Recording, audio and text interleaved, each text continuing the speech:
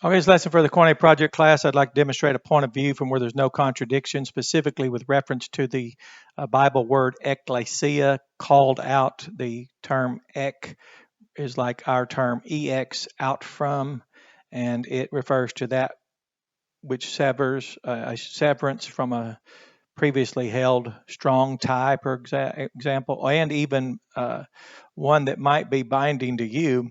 But I placed three texts here: 1 Peter 2:5, 1 Corinthians 6:19, 1 Corinthians 3:16. I'll read 1 Corinthians 3:16, and it says, Paul writing to that church, "Know ye not that ye are the temple of God, and that the Spirit of God dwelleth in you?" And here he said, the temple, singular, and he was ye, you all, it's plural. And then before I go there any further, I'll just show you here about the stone the builders rejected. The same has become the head of the corner. This was a term referring to a keystone in an Etruscan arch, for example. Of course, I went ahead and put rejects. That's what the individuals are. For example, the man with the withered hand, he went into the synagogue and they carefully attended alongside Jesus in order that they might accuse him, which is from the term categorize, and they might accuse him as a lawbreaker for breaking the Sabbath. They weren't there out of compassion. The Pharisees were there with their yellow legal notepads to accuse Jesus. He called the man front and center, told him to extend his hand. The woman who was bowed over, here's a synagogue ruler, she was bowed over for 18 years. And here's his response when Jesus healed her. And he says that he healed on the Sabbath day. He said unto the people, there are 6 days in which men ought to work. In them, therefore, come and be healed. But now he says ought to work. That's owing or obligated. So she would have to break her obligations. And certainly being disabled, she would need, or physically challenged, she would need all the work she could get. And then it says, in them therefore come and be healed, and not on the Sabbath. Now the day of rest, remember Jesus had to teach them that the Sabbath was for man, not man for the Sabbath. Religion always has it backwards. But notice now we have the chief of the corner, the rejected stone by the builders, and now we have these rejects. So we have people are being maltreated. The pool of Bethesda, a man laying there and no one would help him. So you notice it wasn't a question of the ability to heal. It was the question of the willingness for relief of any kind they could give. It wasn't like 2 Pharisees came in helping the woman who was bowed over, or 4 Pharisees or Sadducees went over to the pool of Bethesda and took the man up and helped him to the water. It wasn't like a Pharisee was out working, helping the man with the withered hand to be more productive. It wasn't like they were helping the blind man as his guide, leading him as he went. No, they were there to intimidate the parents who wouldn't acknowledge that that was even their own child and glorify God in that moment where their child was graced and favored to have their eyesight restored. They were so intimidated. So this is what probably caused all the problems more than most people realize. Naos, for example, refers to most holy. Well, this is the same term here for the temple. And I'll just go ahead and get with that. The synagogue ruler was replaced by pastor, Ephesians 4:11. The word pastors and teachers, it's actually Granville Sharp there, pastors, that is teachers. But noteworthy about that term is it's the same word for shepherd, which is translated 15 times lowercase shepherd and twice capital. So Jesus, the chief shepherd, now he has multiple shepherds. Notice that. The more they attacked and persecuted and killed Jesus, the more he accomplished his purpose and took their evil intentions and turned it into the good and accomplished his Father's will in doing so. So notice the dead stone temple. It says here, Jesus said unto them that sold doves, take these things hence, make not my Father's house a house of merchandise. That dead stone temple has now been replaced with lively stones. This is what the big deal is. If you ever notice how people might diminish ecclesias, I even know people who should be pastors and shepherds feeding the flock the green grass and providing the still waters and building them up and training them. And we're even derided today as called a lowercase c church. And that's an echo of this same thing that happened when these people came out and it began to be called by Paul when he would preach the gospel. And you remember Paul was Saul and quite a persecutor. But 1 Timothy 3:15 says, Paul writing to Timothy, Paul's an apostle, pastor of multiple churches. We still have the apostles' doctrine, Paul's especially, so we're not lacking an apostle. We still have one.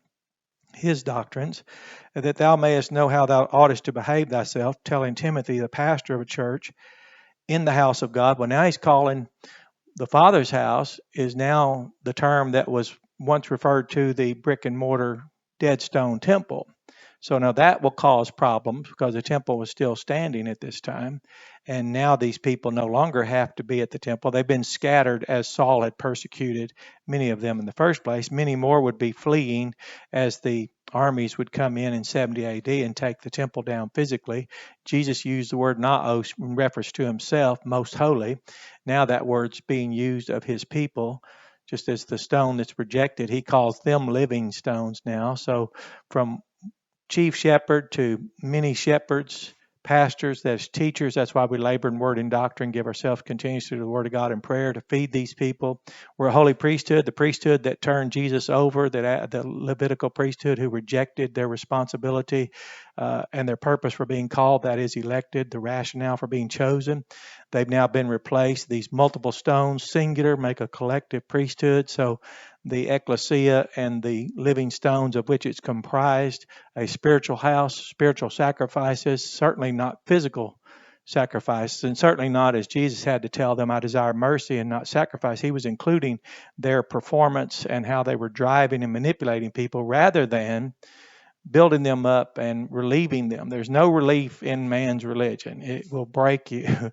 So you can see why this is a great perspective. To notice Paul had to say, know you not that the body of you all plural is the temple singular, because we are living stones plural. That's why when people take issue with the Lord's churches, I don't blame them. I tell them I certainly understand the rationale for their envy, for example, which they killed Jesus out of envy. Even Pilate noticed it was for envy they delivered him over to them. The religious leaders actually persuaded the multitude to prefer Barabbas over Jesus. So I understand the ill disposition toward what Christ accomplished, but isn't it striking that rejects is, I counted that out earlier, as 7, and that was interesting. So he's the chief of the corner. So chief shepherd, many shepherds, Father's house now, Paul telling Timothy to know and value and esteem the ecclesia. And this is striking when you notice it, these terminology. And this is somewhat today the same tensions there when people want to diminish, or it's because they don't know the language. They didn't notice correlation. They don't notice plural and singular. They don't know body. You all, body singular, you all plural, and they don't notice.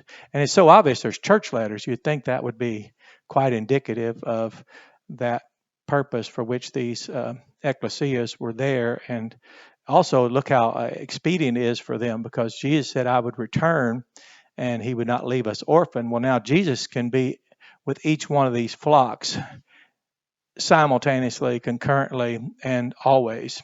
So an ecclesia, for example, where I pastor in Jacksonville, Arkansas, is not lacking Jesus, not lacking Holy Spirit.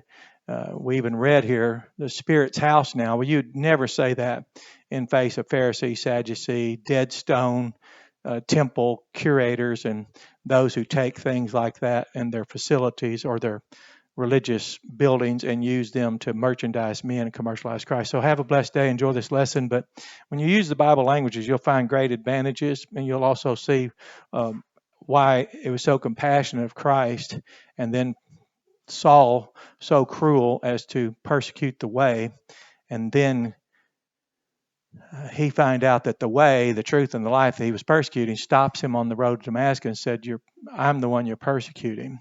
And that's why this is so different, to find the chief of the persecutors, the chief of the sinners, the one who negated the testimony of Christ, said no to the way, no to the truth, no to the life, is now out concerning himself with these ecclesias, concerning himself with these people who've been called, concerning himself with these people who have now been reasoned out to serve the purpose of Christ, to assure that his Father receives the glory, and that by him, and that in the ecclesia. And if you know people that don't understand that, especially if they're a believer, they would certainly appreciate to some extent when you begin to teach them and they understand what was going on at the time and how these people who were cast out, rejected, these rejects have now become the very stones that lean in, if you will. We lean in. This in Ephesians, there was a reference to false work propping up stones until which time the chief stone could be placed.